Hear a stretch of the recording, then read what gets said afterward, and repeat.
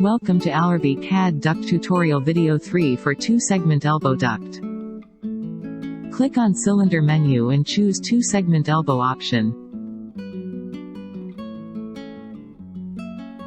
The default parameter values are fixed in the parameter UI of the 2-segment elbow duct, which can be modified by the user.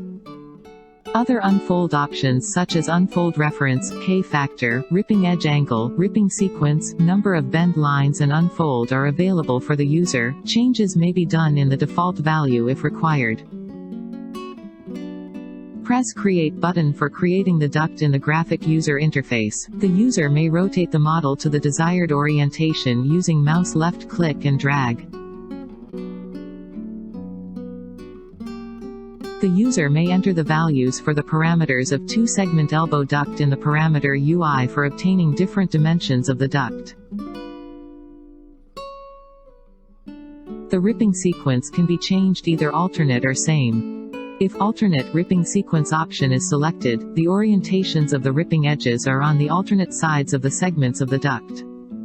If same ripping sequence option is selected, the orientation of the ripping edges is on the same side of the segments of the duct.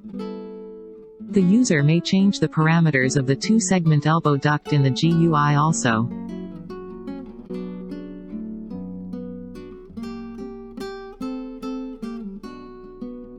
The output step files of the 3D model of the duct are generated using Save Step option.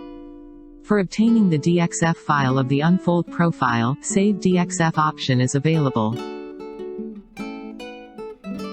The user can obtain the GLTF file format by using the Save As option.